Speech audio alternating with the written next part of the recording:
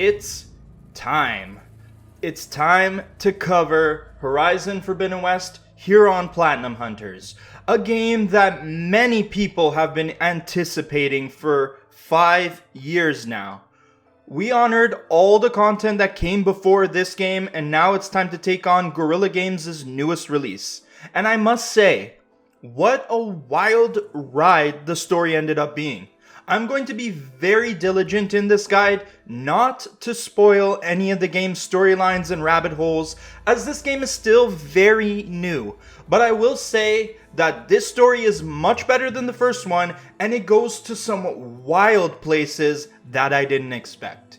But you guys came here to see how the trophy guide shakes up. Playing both Horizon games back to back, I can recall the two games and their trophy runs pretty vividly and can extensively compare them both. When playing the first game, I definitely enjoyed my time with it, but I found the overall trophy run to feel bloated, thanks to all the map marker collecting for things that have little consequence to your overall experience.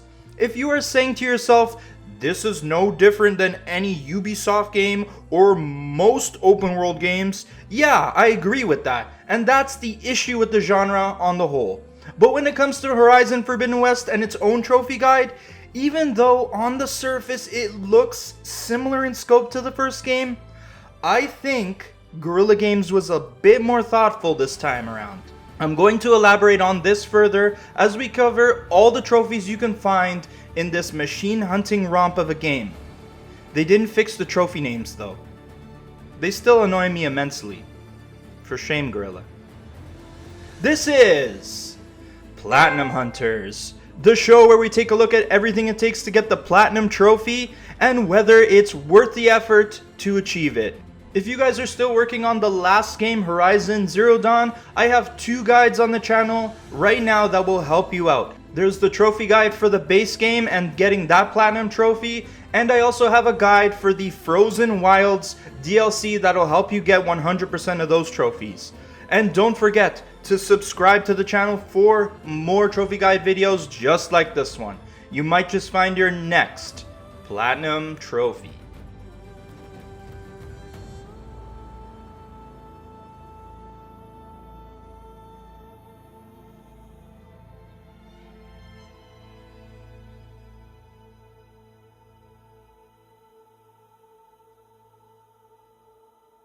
When you compare the Platinum run from the first game to Forbidden West, you're going to see that it is a very similar trophy collecting experience. The Platinum roadmap is still to progress the story, complete the relevant side quest trophies, identify and kill every machine in the game, and then clean up a bunch of map marker activities. Some of the trophies are identical right down to the trophy names. In general, I found Horizon Forbidden West to be more of the same, and that's not necessarily a bad thing, as Horizon Zero Dawn is a great game, but again, there is the inklings of that Ubisoft map marker style that is still prominent in the trophy run. However, where the trophy hunting experience is different and better is in the amount of time it takes to finish the Platinum run. The first game took 40 to 50 hours to get the plat, and it made you collect 100% of the map marker collectibles. Here in Forbidden West, it thankfully doesn't make you do that, and that's awesome. This Platinum run has trimmed a lot of the fat of the previous Platinum run, and this time, not every trophy requires you to do 100% of the side activities. We will get way further into the minutiae of this when we get to that part of the guide. A few things you're going to want to know before you start your adventure. First, you can play this game on any difficulty you like and still get all the trophies. Second, you can play this on PS4, transfer your save to PS5, and auto-pop all the trophies you have collected on that save file. You get 2 Platinum trophies this way, but you can only transfer from PS4 to PS5 and not the other way around. Also, if you buy the PS4 version, the PS5 upgrade is free, thanks to a forgetful moment from Jim Ryan and the gang. Thanks, Jim. There is no reason to pay $10 extra for the PS5 version when you can get both versions just by buying the PS4 version. And finally, if you need more assistance with anything in Horizon 2, I have more resources in the description below to help you. This whole machine fighting trophy hunting shebang starts with 11 unmissable story trophies, which we don't reveal to avoid spoiling some of the main story beats. This is essentially needed considering the fact that these names are once again very on the nose like they are in the first game. However, I need to talk about one of them because it deserves to be mentioned. The trophy is called Reach the Daunt, and what makes this unmissable trophy so special is that Sony and the Arbor Day Foundation decided to do something good by creating the Play and Plant initiative. Any player who unlocked the Reach the Daunt trophy before March 25th, 2022 will have planted a tree in one of 3 places where deforestation took place. This is a great initiative that I wish went on much longer, but kudos to Sony for making this Play and Plant program happen. If I could, I would get this trophy over and over again, as you get the trophy after you complete the prologue, so it's only 1 or 2 hours into the game. This is a great initiative helping for a good cause, and I'm glad I got to cover it here. Now we have to talk about the only missable trophy in the game, and I want to cover it early so that you guys know about it and keep this info in your back pocket.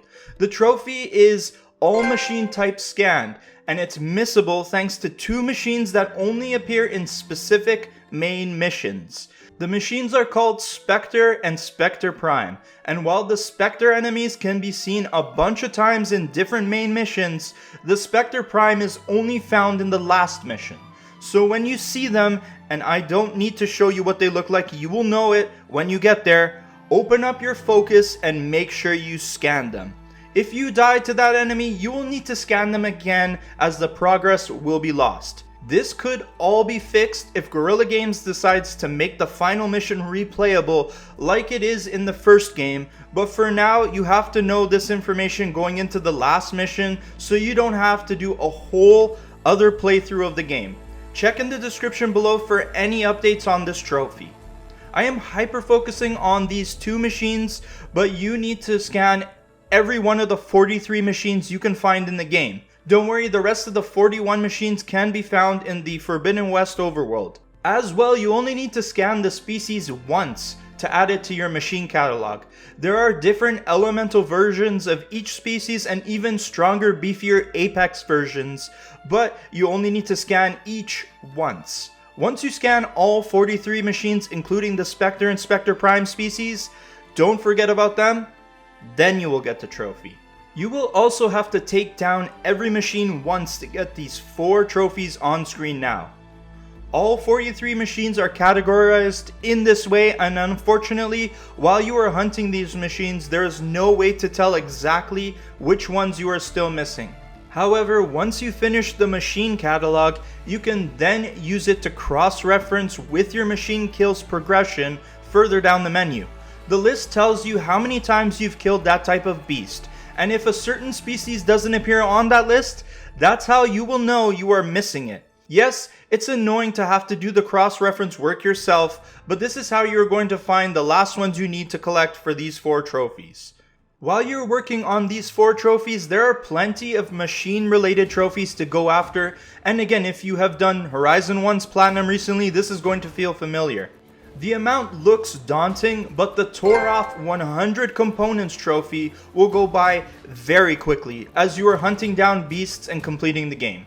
The components are the metal plates that encase these machines, and as you shoot at these metal plates, they will come off eventually. Ammo types with high tear damage will take these components off faster, but honestly, I wouldn't worry about fast tracking this trophy as you will get it very naturally with the number of beasts you will fight. Where this ammo type does come in handy though is for ripping off heavy weapons mounted on the more formidable machines. Once they have fallen off, you can pick them up and use them, and this will help you get the Picked Up 5 Heavy Weapons trophy. Here is the list of machines that have mounted heavy weapons on screen now, and you just need to hold 5 of these. What you can do is kill the machine first, and then tear off the heavy weapon and pick it up, and that will still count towards the trophy. However, these weapons clap, and you should use them in battle to make sure you turn the tide in your favor. Another viable strategy for taking down these machines is through stealth. you can get the Stealth Killed 10 Machines trophy by creeping up on a machine that hasn't spotted you and hitting the Stealth Kill button. Aside from getting this trophy, reducing your foe count is always a good thing. Another great way to reduce the foe count is by turning one of them into your allies. One of the sweetest things about this game is being able to override these monstrous beasts, and you can get the 10 types of machine overridden trophy by overriding 10 different species. You will need to be in stealth to do it, and when you sneak up on them, hold the override button to hack them. Now, to quote Boromir here from Lord of the Rings, one does not simply override a machine.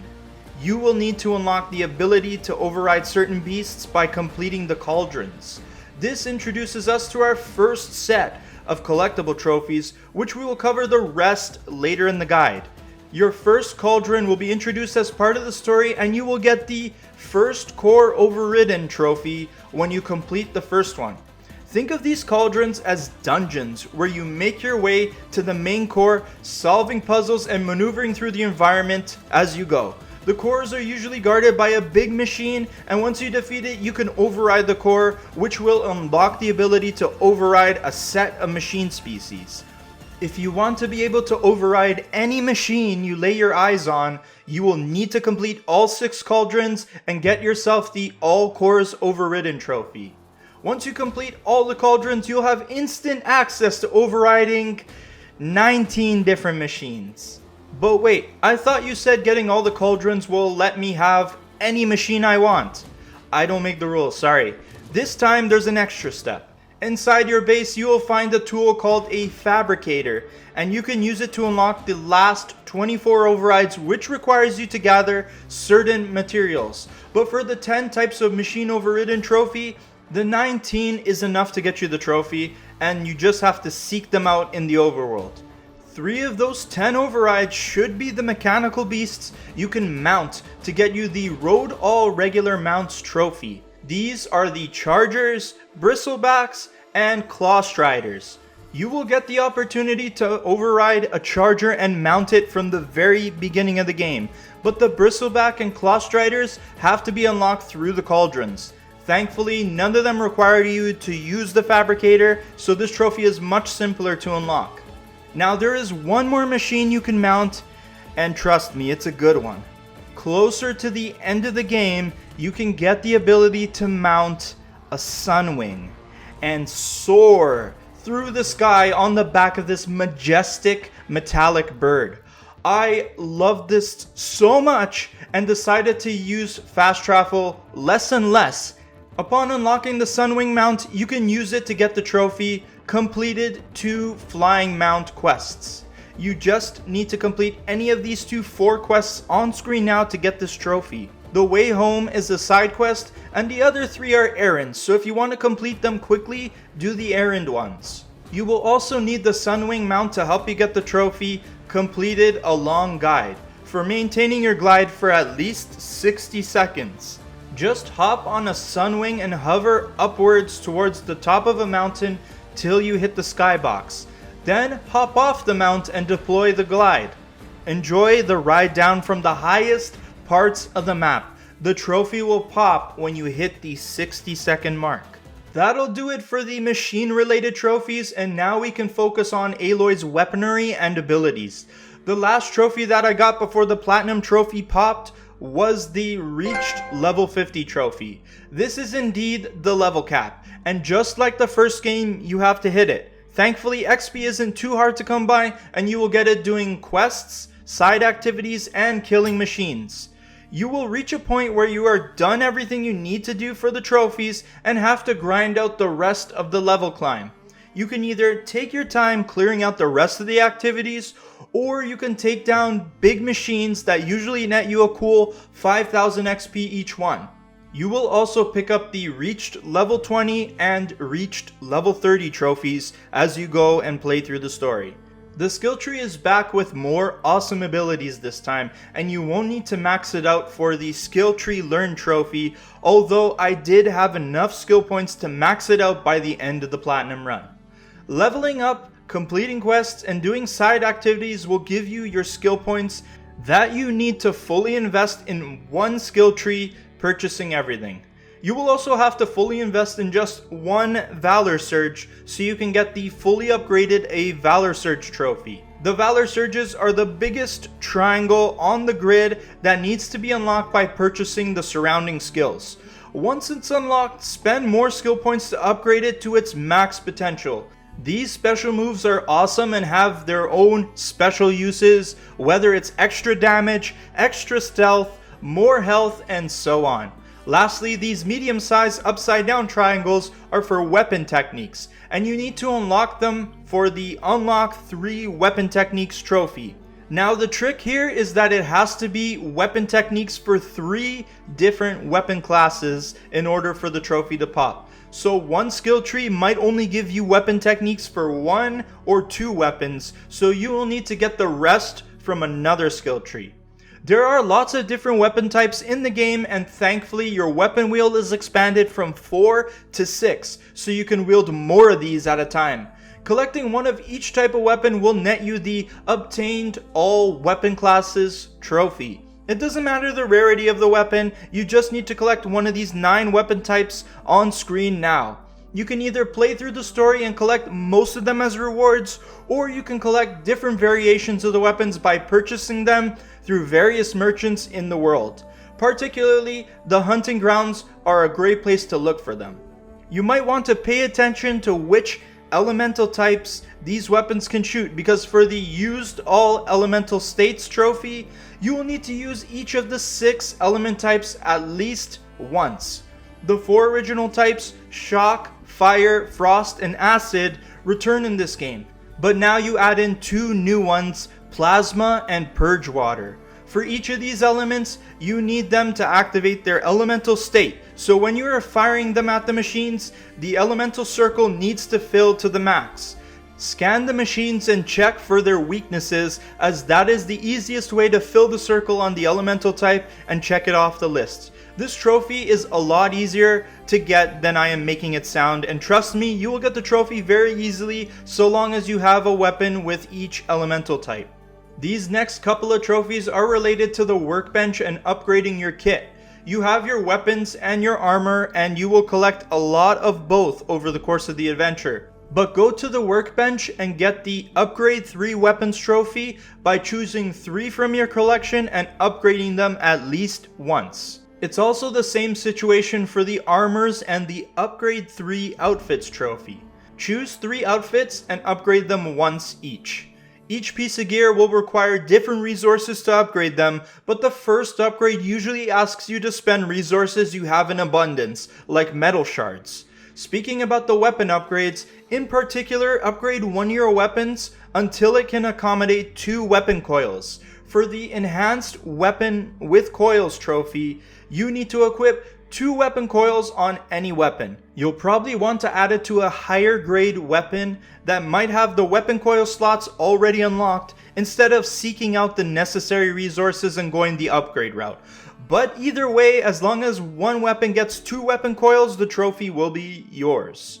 You can also upgrade your inventory pouches in the same way to carry more arrows, health vials, traps, and other helpful stuff. To get the upgraded every pouch type trophy, you will need to upgrade these 5 pouch types on screen now at least once. Upgrading the resource, trap, and ammo pouches is very easy, as they will be there from the start when you visit the workbench. For the food and potion pouches, you will need to unlock them by purchasing food and potions from their respective merchants first, and then they will appear at the workbench after that. Just go to a large village like Chainscrape and find the herbalist and the cook to buy these items. Speaking of merchants, head over to Plainsong, Scalding Spear, or Thornmarsh and find the dye merchant. It's here you will get the Used Dye Flowers trophy for buying 1 armor dye. It will require you to have the right flowers to purchase it, but if you are actively picking up stuff out in the field, you should have no problem buying one of these dyes. Alrighty, it's time to talk collectibles. As I mentioned in the beginning of this trophy guide, thankfully not every collectible / side activity trophy will require you to collect 100% of what is being asked for. There are still some trophies that require all 100%, but Guerrilla Games has only done this when it makes sense that you would want to grab everything. For example, we talked about the cauldrons already, and it makes sense to have you do them all so you can fully unlock all the machine overrides. The Tallnecks is another one where you should grab 100% of them because it will uncover the map and reveal all the map markers. For other collectibles of lesser consequence or lore collectibles, you only have to collect a few of them to pop their trophies.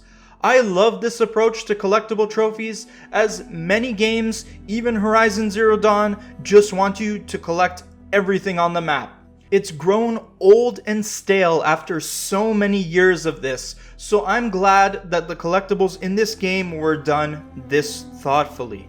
Let's start with the ones you have to get 100% of. The first thing you should do in a brand new area is find the Tallneck. After you leave the Daunt, you will be able to seek them out and get the trophy First Tallneck Overridden.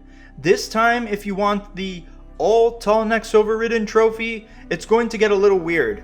One of the Tallnecks is going to be locked behind a story quest, and another Tallneck is going to be found inside a cauldron. How cool is that? One, I had to get up on a nearby mountain and glide down onto it to get to the top of its head. There are 6 Tallnecks in total, like the last game, but climbing them is way more interesting this time. The hunting ground trials return here, and they have brand new trials for you to tackle.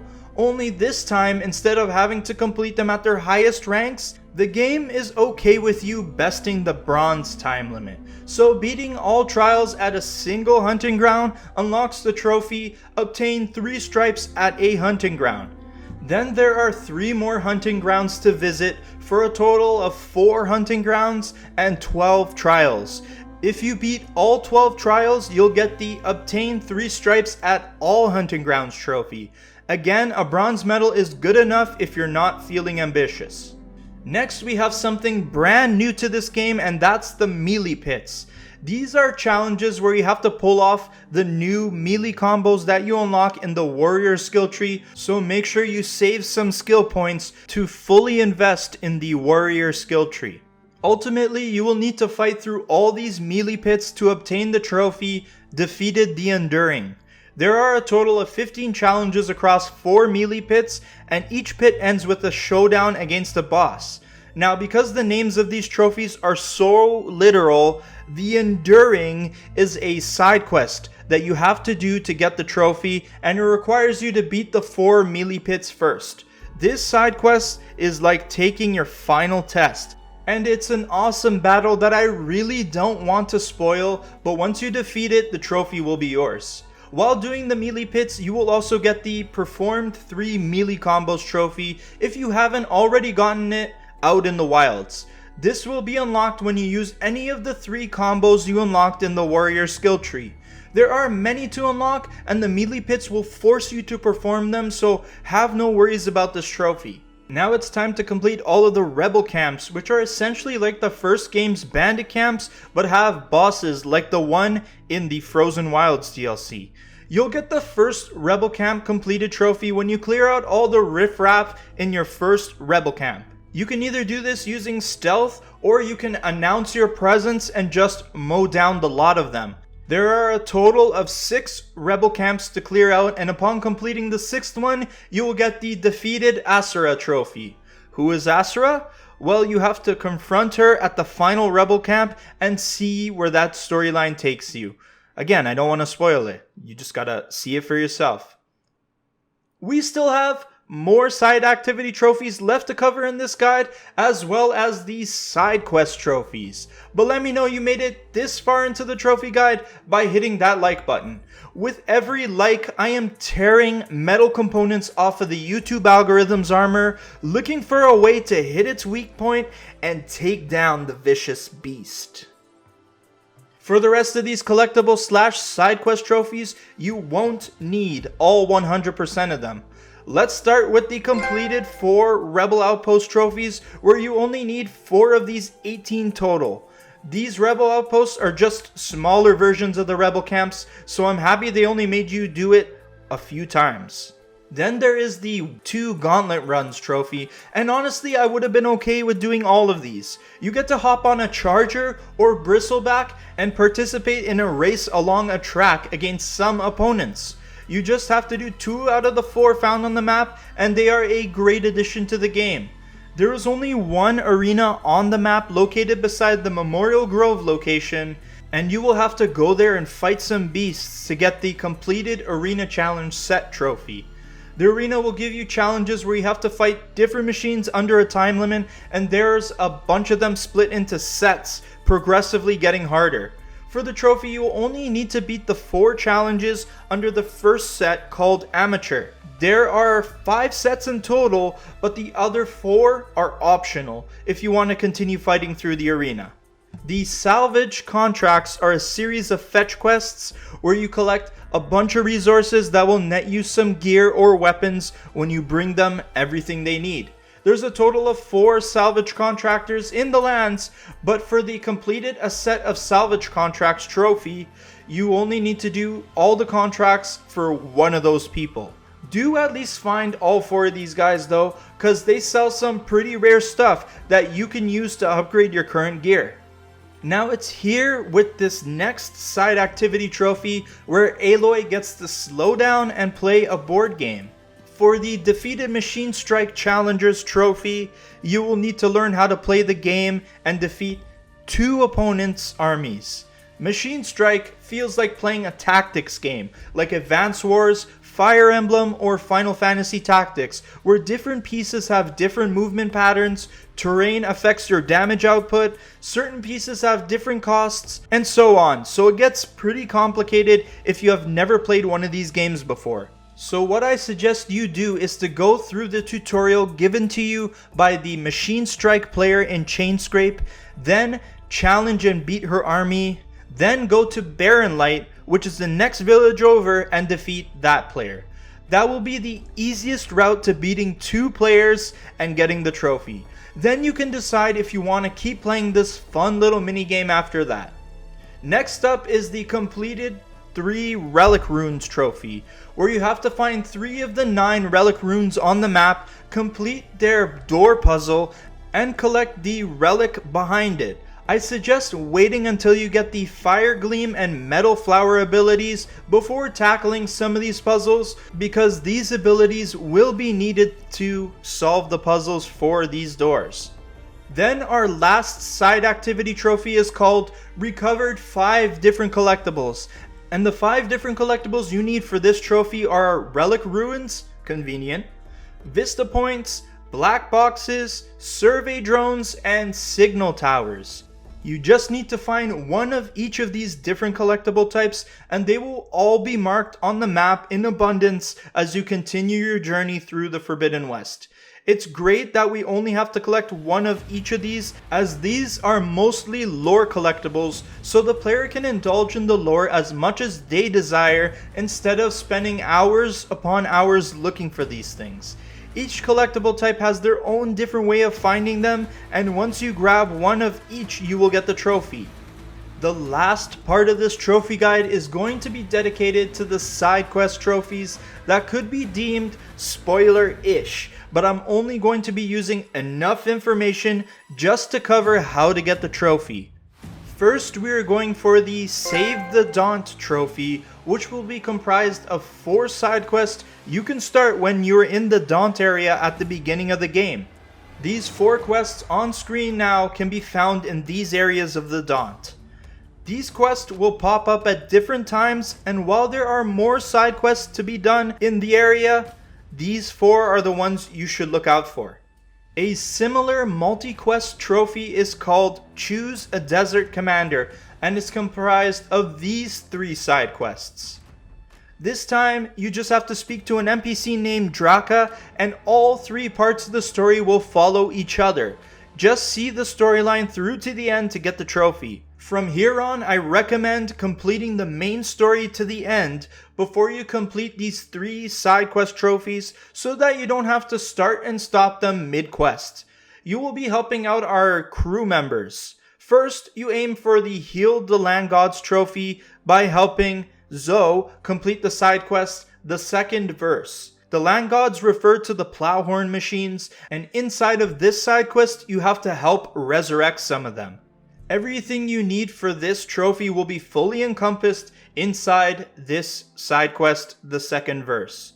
Then there is the battle-hardened Kotalo and the aided Kotalo trophy. You will need to complete his side quest called What Was Lost, and that will help him get his arm back, which he lost in combat. I really like this quest and don't want to spoil more than that. And our final side quest trophy and overall last trophy for the guide is called Recovered Alva's Data. You won't meet Alva until later in the game, but after she joins your team, you can do the side quest with her called Forbidden Legacy. It is a cool one that has a long ass climb up some destroyed buildings to find some interesting, very interesting data.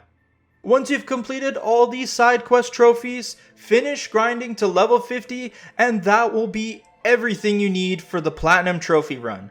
Playing both Horizon games back to back was certainly interesting, and I definitely see how Guerrilla Games has improved the Horizon experience. I can't wait to see what they will do next. But if you've unlocked some amazing skills, helped out your crewmates with their side quests, battled more sick machines, don't forget to scan them, and collected all the trophies, congratulations! You will be awarded the All Trophies Obtained Platinum Trophy for Horizon Forbidden West. This is the exact same name as Horizon Zero Dawn's plat. Now you are just messing with me. Why, Guerrilla? Why?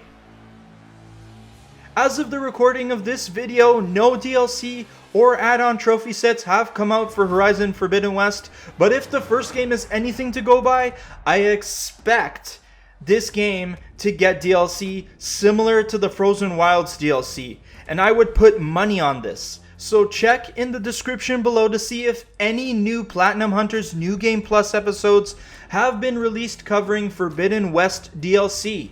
I will be there day one when the DLC drops, and I'll have a guide for you to get all that sweet 100% list completion. Overall, I don't think the Platinum Run is a particularly different experience from what it was in the first game, but I do think a lot more thought was put into it this time.